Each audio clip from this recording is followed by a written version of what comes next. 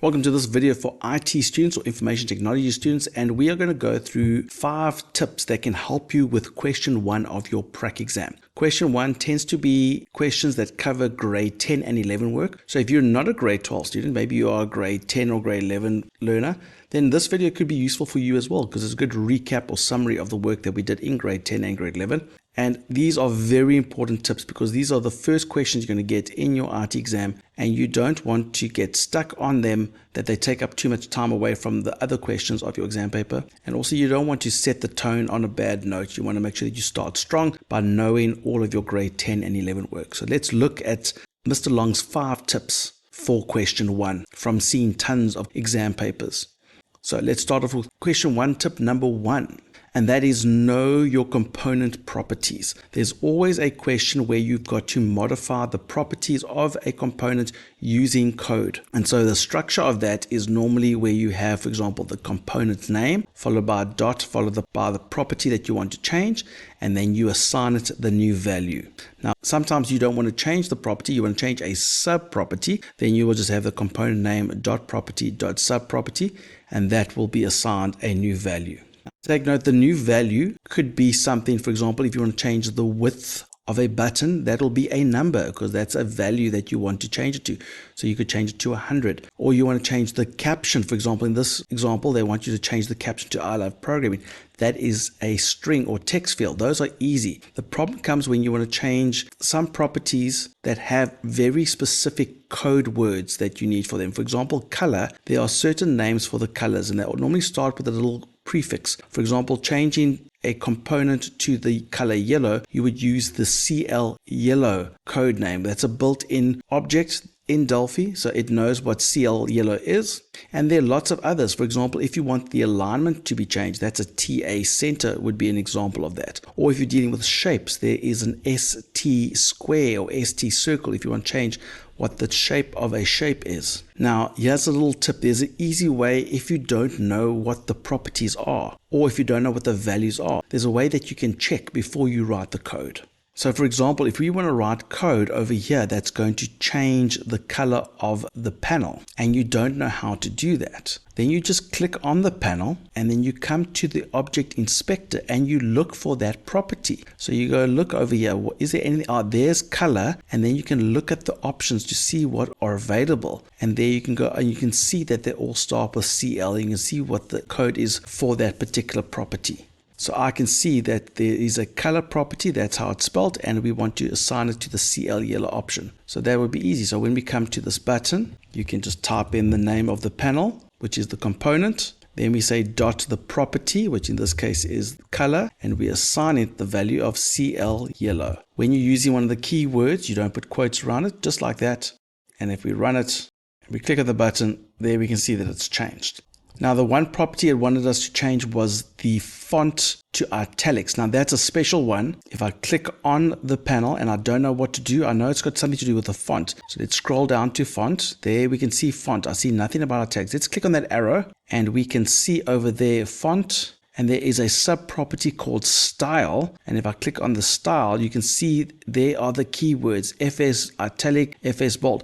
Now, the thing here is if I change it to italic, you'll notice what it looks like. It doesn't actually just make it equal to it. It puts it in square brackets. If I have multiple, you'll see what it looks like. It's got the keywords separated by commas. So that's giving you a hint of what it must look like. So we want to change the panel's font property. The style property must equal to something like that in square brackets. So for that case, we would take the component's name, which in that case is panel Q1_1, dot font dot style, and it's going to equal to that FS italic in square brackets. And there you can see it is the component name, the property, the sub-property. But remember, that's a special case that it must be in square brackets.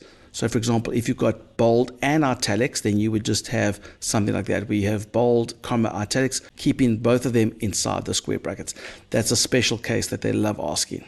Then let's move on to question 1, tip number 2. And that is to know your common functions. There are tons of functions that you learned in grade 10. And if you know all of them, then you can probably do some of the calculations that they're going to ask you.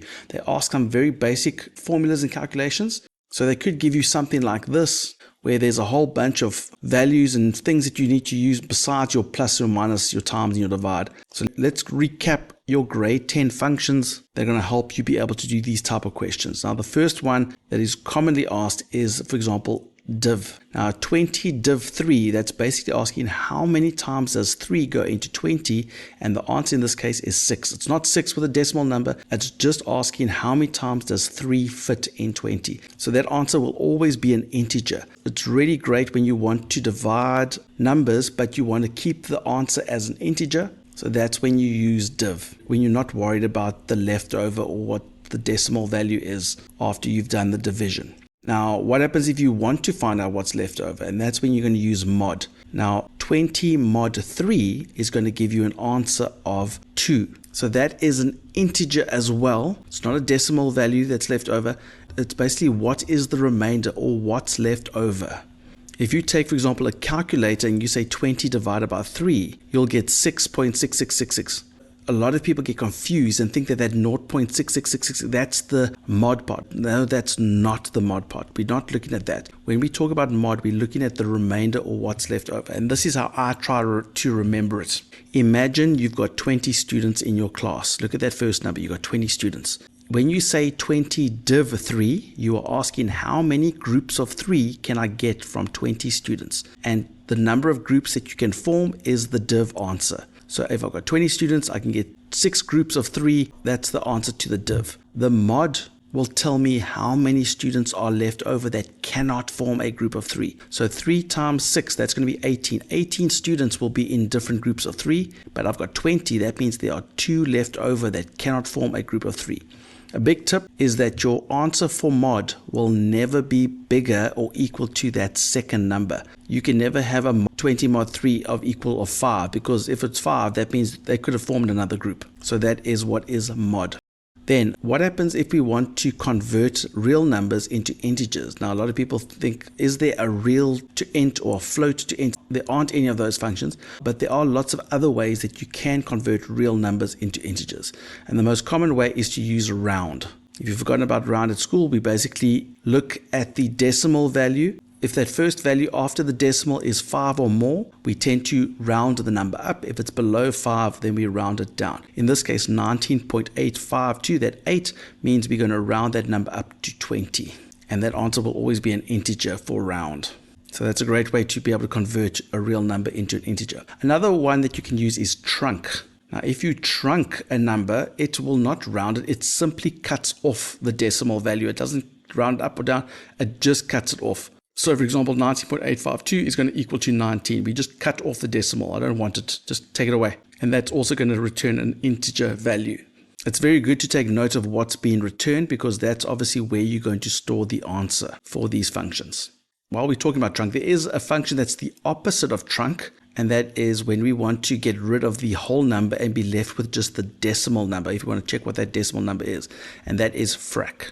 So if you frac a number, it will cut off the whole number part and leave the decimal. In this case, it'll be 0.852. And as you can see, that is a real number. So therefore, the frac will need to be stored in a real variable if you are using frac. So that just cuts off the whole number part and leaves the decimal part. Now, I know we were talking about round. There is another round function called round2, if you want to round to specific decimal places. Now, in this case, you'll notice that it's got 2 arguments. It's got the number that you want to round and then a comma followed by how many decimal places do you want to round to. Now, take note, it's a -2. When it's -2, that means 2 decimal places. So that means if I look at the second decimal place there, you can see that it's 0.93. The second one is 3. So we look at the number before the 3, that is a 7. 7 means we round it up. So it will be 8.94 because it's above 5. That's 7. So it rounds it up at the second position or at the second decimal place. So take note with round 2, if you want it to 2 decimal places, the second argument must be a -2. If you want to 1 decimal place, a -1. Then there's also another function called ceil, which is very similar to the word ceiling. And what that does is it takes 6.021. It doesn't matter how close it is to the 6. It always goes up to the nearest whole number. When I say goes up to the ceiling. So in this case, although it's close to 6, it's going to go up to the nearest whole number, which is a 7. It's basically a way of rounding up to the nearest integer. and that obviously will be stored as an integer. Now there's another one called floor, which, as you guessed, will round it towards the floor. It doesn't matter how close it is to the next integer value. There you can see 4.92. It's very close to 5, but we're going to go downwards to the floor of 4.9. In other words, the answer is going to be 4. It's basically a way of rounding down, and that's also going to be an integer value. So ceil will round the number up to the nearest whole number, where floor will round it down. It does work a little bit different with negative numbers, but for positive numbers, you can just treat it as a round up and a round down. Now take note, if you want to use these functions, they will not work unless at the top under users, you've included the math library file. So to use round to, ceil, and floor, you must include math at the top. Then some other special calculations that you might want to do. For example, SQR or square, that's the same as saying 4 to the power of 2. The answer of that is going to be 16. Now that can be stored into an integer or a real, depends on whether you are using arguments that are integers or reals. And then while we're on that, we can also use the sqrt or square root function, where we take a number and we square root it. So the square root of 64 in this case is going to be 8. Now, not just 8, 8.0. So take note that the square root will always return a real number. Even if it is a perfect square, it will still consider it a real number. So make sure that your answer for your square root function is a real variable. If you want to not square it but cube it, or to the power of 4, then you're going to use the power function, where you take two arguments. The first argument is the base, the second one is the power. So that power 5, 3 is the same as saying 5 to the power of 3, or 5 cubed. And in this case, that's 125, and that's also going to always store it as a real number. So if you use power, make sure that you store that answer in a real variable. But just take note, with power, it also uses the math library. So make sure that you include math if you're going to use power. Square and square root you can use without math, but power needs to use math. And then some other special functions. If you've got ABS or ABS, that means you've been doing lots of setups. No, that means the absolute value that just takes a negative number, it just makes it into a positive number. If it is a positive number, it just keeps it as is. ABS of -6 is just 6. And that can be stored in an integer value. Then we have pi. If you want to find something that requires the value of pi, it doesn't need any parameters or things in brackets. You can just use it as this variable that you have access to all the time. But pi is, for example, 3.1415, blah, blah, blah. Really useful when, for example, you circle formulas like the area of a circle is pi r squared. So you can use it just as it is, as if it was a variable that you had declared. It will have the value for whatever pi is. And so that obviously will be a real number, because pi is a very real number with lots of decimal values. Now, if we go back to that example that we looked at, there you can see they needed to use pi. So we would probably need to use this in that example. Oh, there's a b squared. So we're probably going to have to use the square over there as well. And that's a to the 5. So we'll have to use the power function there. And all of that's been square rooted. So we'll have to use the square root function. So we would not be able to do that question if we didn't know those functions. So that's why it's important to know these functions.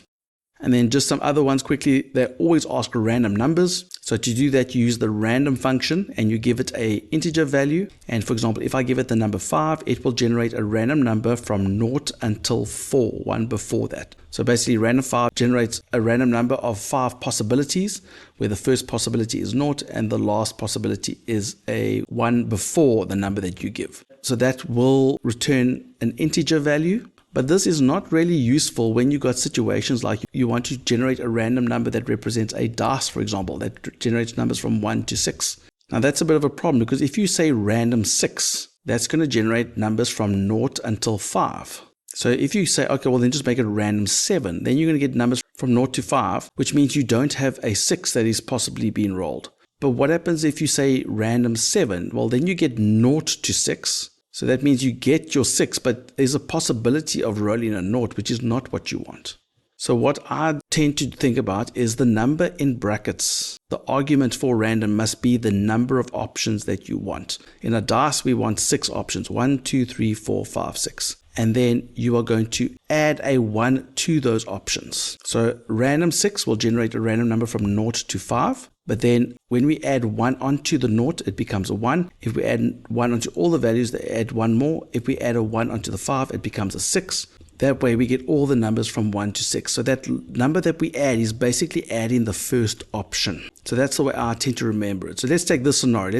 We want random numbers from 7 to 14. How do I do that? Well, we must first ask how many options are there from 7 to 14. Let's count. 7, 8, 9, 10, 11, 12, 13, 14. That is 8 numbers that are possible.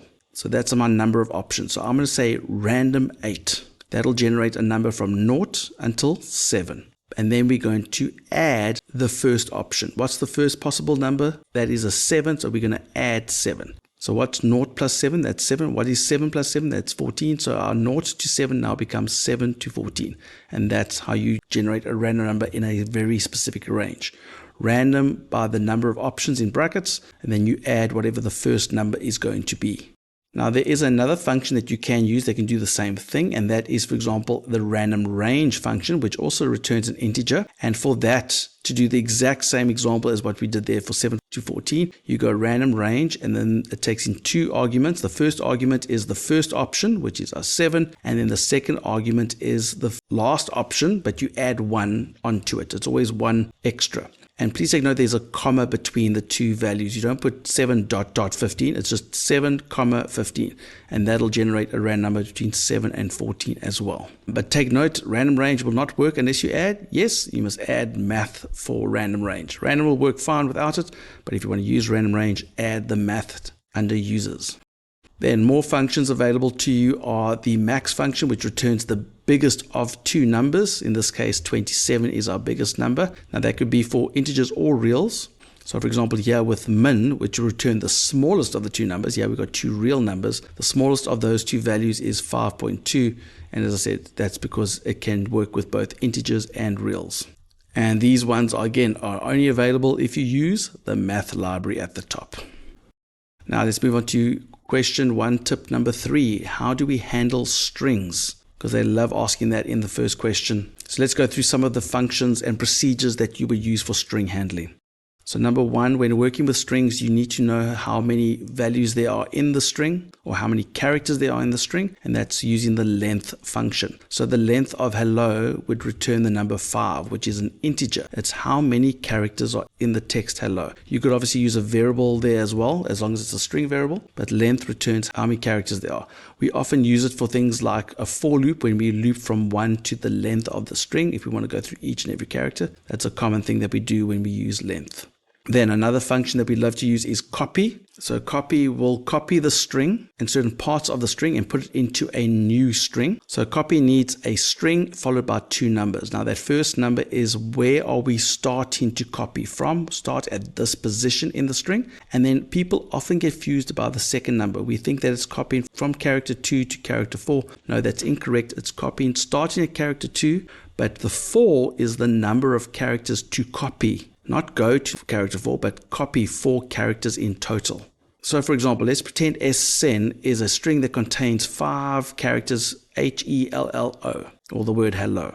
And we want to copy from that string starting at position 2. In other words, we're starting from the E, and we want to copy 4 characters. So we're going to copy the E, the L, and the O. So we're starting at position 2, copying 4 characters, and that will result in ELLO being put into the S line variable. We're copying it, we're not taking it away, we're just copying it into a brand new string variable. If you put a number that's too big, that if there's not enough characters in total, it'll just copy what it can. Just take note, if you do put the number of characters and it's too big, it's going to go past the end of the string, it'll just copy whatever it can. Then other strings to work with is your delete procedure. Take note, it's a procedure. There's nothing in front of it. You don't say something equals delete. You just say delete, and it will make changes to the string. So there, SN, it'll change it. It's very similar to copy.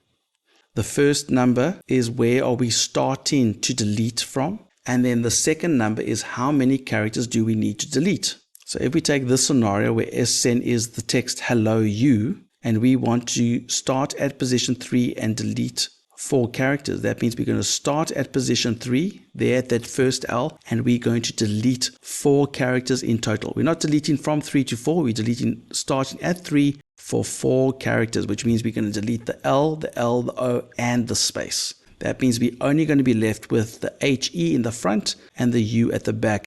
And so that is what SN is going to look like after this delete has successfully completed its code. And then another procedure that you can use is the insert procedure, which takes in 2 strings and a number. Take note, it is a procedure, which means there's nothing in front. So you don't say something equals insert. It just does what it needs to do. It makes changes to SN. It takes that first string, and that's the text that you want to insert into SN. And then the number is where do you want to start the insert. So if SN looked like this, if it said the word hello, and we want to insert the text ABC starting at position 4, which means when we go to position 4, we are going to shift everything up and insert the new text there. So everything from position 4 will now move up, which means the ABC will start at position 4 and then the LO will be after that. So it'll look something like that, where you can see that the ABC is being inserted at position 4, taking up characters 4, 5, and 6, and then shifted everything else up. Then another popular function that you need to be aware of is the pos function, which takes in 2 strings. The first string is the text you are looking for, and then the second string is where are you looking for it. So I'm looking for the E inside of SN. A lot of people get that the wrong way around. They put SN first and then the E. That means you're looking for SN inside of E. That's not what you want. You are looking for the E inside of a string SN.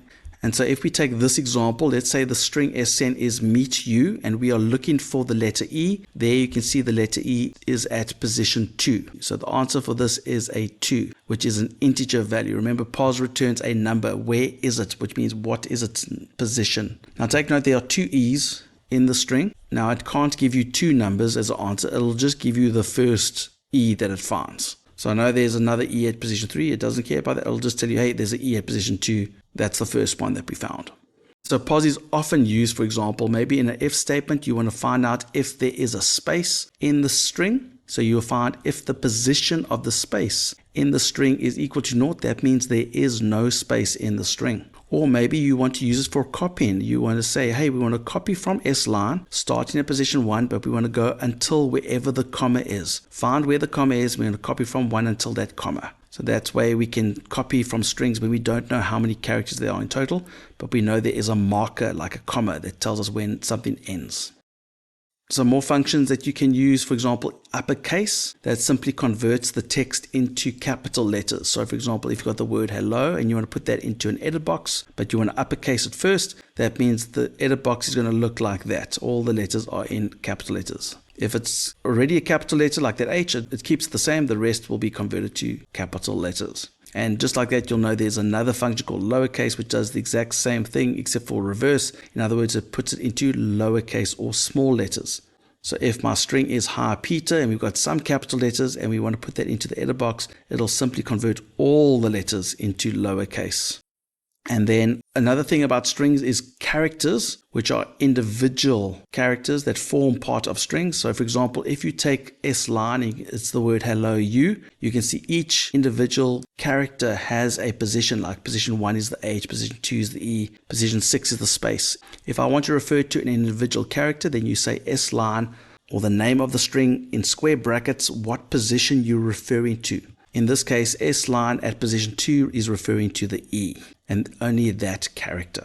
And if we want to maybe make that character a capital letter, then we can use the uppercase function where we take that character S line at position 2 and we convert it to a capital letter and we put that into the edit box. And so the edit box will look like that. There's a little capital E there because we took just the character E and converted it to uppercase. So uppercase converts only one character to uppercase.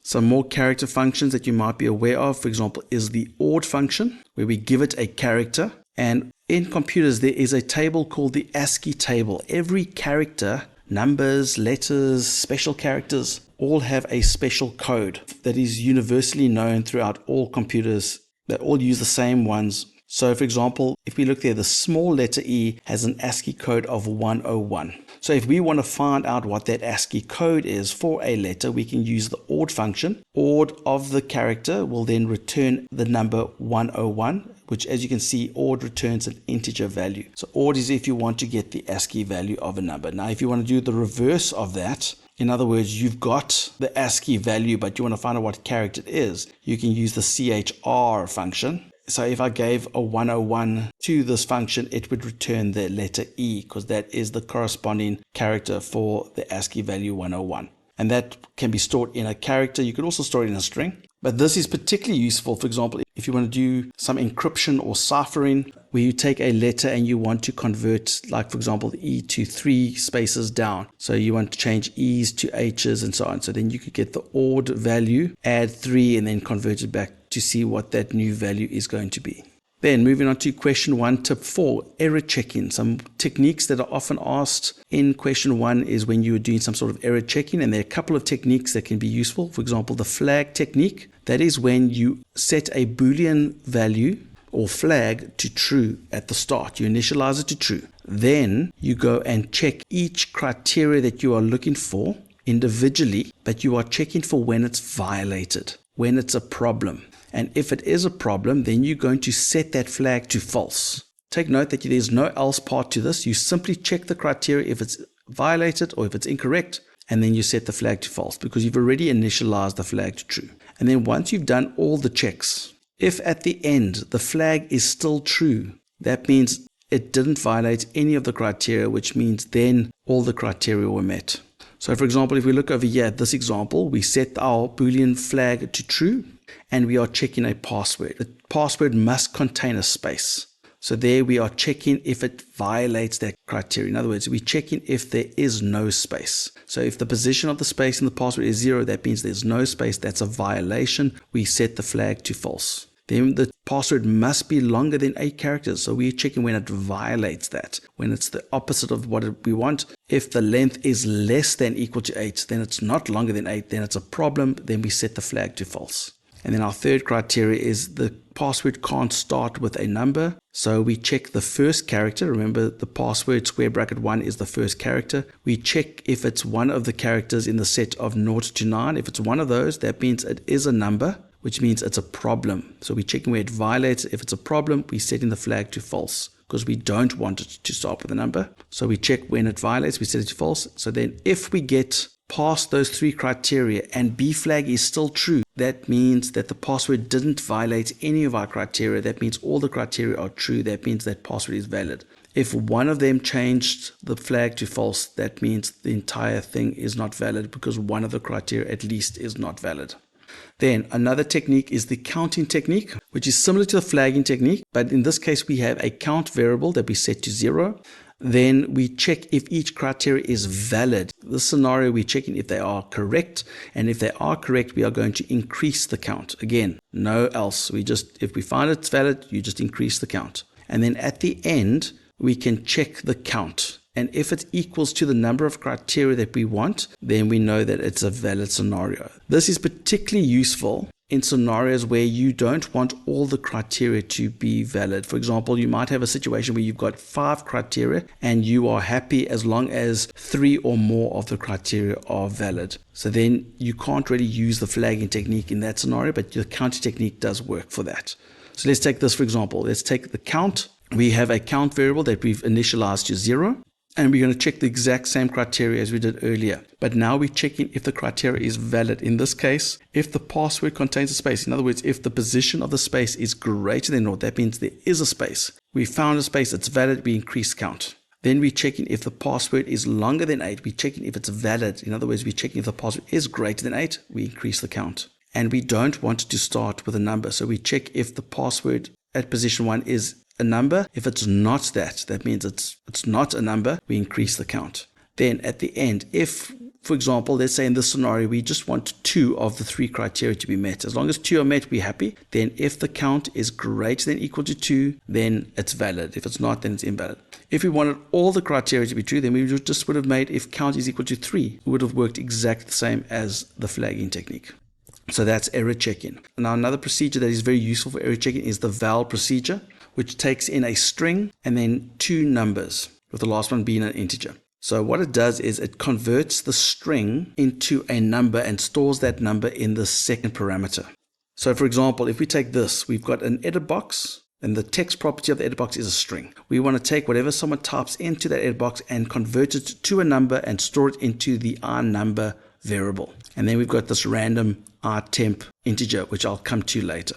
So what we are doing is, let's say in the edit box, we've got a 54. So we're now going to take that 54, which is a text field, which is a string, and we're going to convert it and place it into the iNumber variable. So in this case, our number is now going to equal 54. And the value in our temp is going to equal to 0. And the reason why it's 0 is because there were no problems with the conversion. It was able to do it successfully. Now, what happens if we've got a number like this? 62 ABC 10. Now, that's a bit of a problem because when we convert that into our number, it will do what it can. So it will do the 62 and then it'll forget about the rest because the rest of it can't do anything. I know there's a 10 at the end, but it just, once it found the first problem, it stopped, it did what it could, which was just the 62. And in this case, our temp is going to be a 3 because the first issue with that string converting it into a number is at character 3. I know there are lots of problems, the A, B, and C, but the first problem is at position 3, so that's why it's recording it at position 3. Now this is particularly useful in error checking because we can then say if the temp variable is equal to 0. If it's a 0, that means that the conversion was done successfully and the string is a valid integer value. Just take note, if you've got, for example, a real number like 63.5 and you want to convert that into our number, it will give an error because our number is an integer. So that would be an error, and our temp would then say, oh, there's a problem at position 3 because I don't like that character. If you do want to use real numbers, you can, but then that second argument needs to be a real variable for this to work. When we do the conversion, it'll convert into a real number, and then if you're checking if our temp is equal to 0, then you know that the conversion was a valid one for a real number. And then some general checks that you can do versus checking for each character. If we take the scenario where we want to check a string if it contains a space, be careful of doing something like this. You can't ask if a whole string is equal to a space. That's not going to work. That is incorrect. You rather want to use the pos function to see if something's contained in something. So if the position of the space is inside of the S input variable, it will be some sort of number. It'll be at position 5 or 7, so you know it'll be greater than 0. If it equals to 0, it's not there, but if it's greater than 0, then it means that it's somewhere there. You can do what you need to do if there is a space. And that's like a general check when you want to check generally across the string. Now the problem comes when you want to check something like this. If you want to check if a string contains a capital letter. Now this is a little bit more trickier because with checking a space, you're checking one thing. Here we're checking a whole bunch of things. There's more than one capital letter. So for this scenario, some people tend to do something like this where they check if the input is equal to all the capital letters. And that's also wrong. You can't do something like that. But you can't use pos either because you can't find the position of S input inside of all the capital letters either. So here you actually need to go through each and every character in the string. So for example, we're going to have a integer called R capitals, which we're going to set to 0. And we're going to loop from 1 until the length of our string. And we're going to check each individual character. In other words, S input square bracket K, which will be a 1 and then a 2 and a 3. So we're checking each individual character. If it's a capital letter, if it's in the set A to Z, then increase R capitals. So every time we find a capital letter, increase R capitals. It'll go 1, we find another one that's 2. And then once that is done, because we've checked each character, we can then do something like if the capitals integer is greater than 0, then we know that there is at least one capital. There's multiple capitals or at least one. So that's the difference between checking one character or a general check compared to having to go through each and every individual character.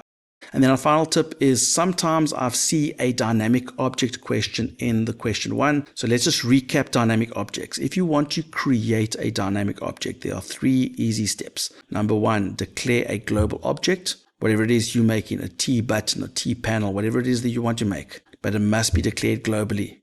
Then you are going to instantiate that object using the create, and there's a special way of doing that. And then you're going to set or assign values to that object. And the one that they don't mention a lot of the times, but you must always do, is the parent property.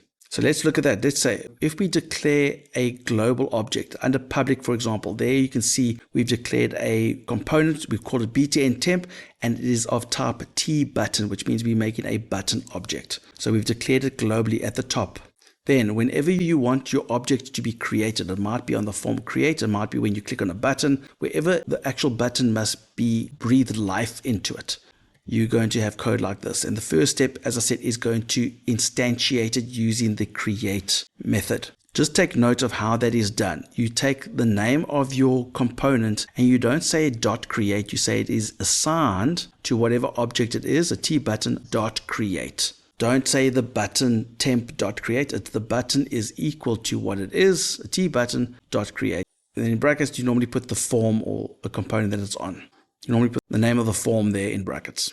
And then you assign the individual values, like the width and the height is how big the button must be. The top and the left refer to where on the screen must the button be placed. The caption, that'll be a string, we give it a value of what it must be displayed. And then the one property that you must never forget about is the parent and where is this button being placed on. It could be the form, it could be placed on a panel, for example. So you must specify what this button is on. Who's the parent? In this case, it's on the form. Now, there might be times when you want the object to be able to do something, for example, when it gets clicked on. And if you want to do that, then there are 3 more steps that you need to do. And that is, the first step is to declare an on-click procedure. And you normally do that globally. Then you're going to write the code for that procedure. In other words, what do you want the object to do when its event is triggered? And then you need to assign the event to that procedure. Most of the time, it's going to be the on-click event, but it could be other events. Remember where we declared the button? We're going to declare a procedure and we can give it whatever name we want, but we're going to give it the parameter of sender of type T object. So I've called this one temp clicked because my button is called BTN temp. So there you can see your procedure has been declared at the top there under public. Now once that's done, you can press Ctrl+Shift+C to get to the part of the code where you're going to write what this procedure is going to do. So this is where we place the code that we want to happen when that button is clicked. So we have this procedure and it's got code that it can do, but we still need to tell Delphi that when the button is clicked, it must go to this procedure. So for that, we're going to assign the on-click event of the procedure. So if you remember when we set the properties of the object, we go back to there. Remember the left, the caption, the parent. Now we're going to include the on-click event of that button is going to be the same as the temp clicked event. In other words, we're saying when the button gets clicked, go to this procedure called temp click. The one that we created there, that's the name that we use over here. So when we click on this button, you are then going to go to this procedure called temp click and do its code. And that's how you connect an event to your object. And then a little bonus tip is I just want to go through the text file algorithm. Majority of the time, they will ask you this with objects, but if they don't, then they'll definitely ask it in question 1, a simple example of reading from a text file. So let's just go through the algorithm quickly. The steps are easy. You first check if the file exists. If it doesn't, you're going to display a message and exit. Then if it does exist and we got past the exit part, then you're going to assign the file, which means connect your variable to the actual text file.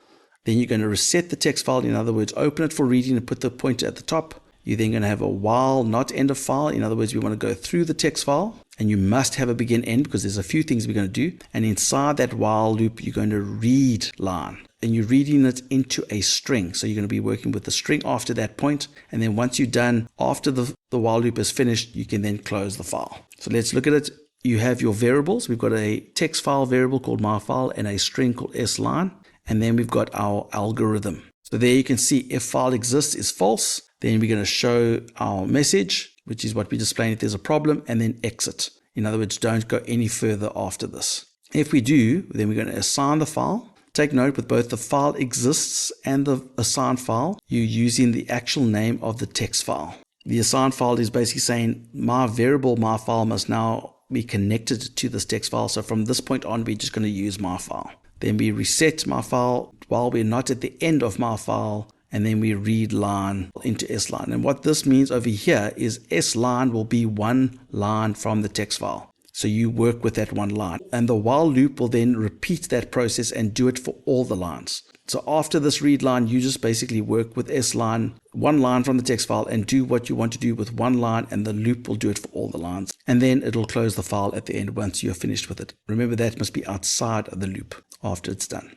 So let's recap our question 1 tips. Number 1, make sure that you know your component properties. Go check Object Inspector before you write the code to see that you've got the right sub-properties and the right values that you need to use. Then tip number 2 is to use common functions like round and ceil and power and square root. Know how those functions work, because if you know them, you can do all the calculations they ask you in this question. And while we're on functions, make sure that you also know your string handling. There are lots of functions and procedures there that can help you, tools to be able to manipulate and copy and search for things in strings. And they also love asking questions on error checking. So make sure you know those techniques. Make sure you know the flagging and counting technique. Make sure you know how to use val, and know when you are doing just a general check or you're checking individual characters. And then last but not least, make sure that you know how to do dynamic objects. And don't forget that bonus text file algorithm, and make sure that you know it. If you don't need to know it for question 1, you will definitely need to know it for another question. They will ask it somewhere, probably in the OOP question. So there are your tips. There are videos on all of these on the YouTube channel. So if you need more clarity or more examples, make sure that you go check them out on the YouTube channel. And hopefully by looking at these tips, you will get a great start to your practical exam for IT. There are other tips for the other questions on our YouTube channel at Mr. Long IT and Cat. So make sure that you go check them in the playlist, and make sure that you subscribe so you don't miss whenever we post a new video. We're also on TikTok at Mr. Long Education. There'll be help there as well. And remember, don't do it the long way, do it the Mr. Long way.